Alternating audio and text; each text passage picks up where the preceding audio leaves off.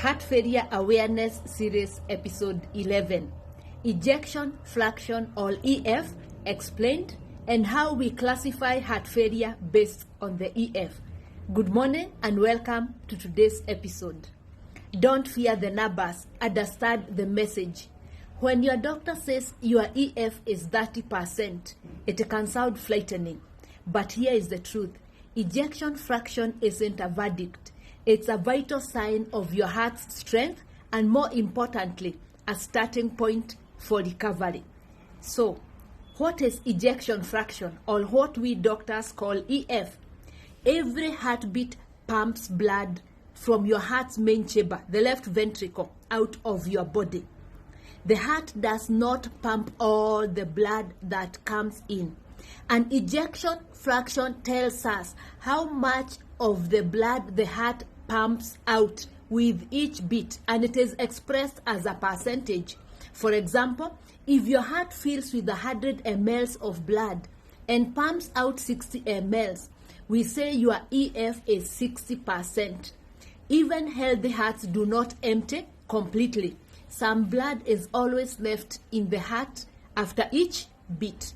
The normal ejection fraction is 50 to 70%. The heart's pumping ability within the healthy range. EF is very important in classifying the type of heart failure, and doctors use EF to identify which type of heart failure a patient has, because not all heart weakness looks the same. So we classify heart failure into 4 based on the ejection fraction. Number 1, HFrEF, or heart failure with reduced ejection fraction. This is when the ejection fraction is less than 40%. The heart muscle is weak and doesn't pump out enough blood. Heart failure with reduced ejection fraction, less than 40%. Then heart failure with mildly reduced ejection fraction, HFmrEF. That is EF between 41 to 49%. The heart pumps slightly below normal, in between weak and strong. And the third type is HFpEF, heart failure with preserved ejection fraction. Your EF is more than 50%. The heart pumps normally, but it is stiff and does not relax or fill properly. And the fourth type is heart failure with improved ejection fraction. Before it was less than 40% and now has improved to over 40% by 10%. So yes, someone can have heart failure with a normal EF, what we call HFpEF. So what does your EF number really mean for you? Your EF helps your doctor decide which medicines will best work for you, whether certain procedures or devices are needed, and we also use it to monitor your improvement over time. You started with an EF of 30%, now we are over 50%.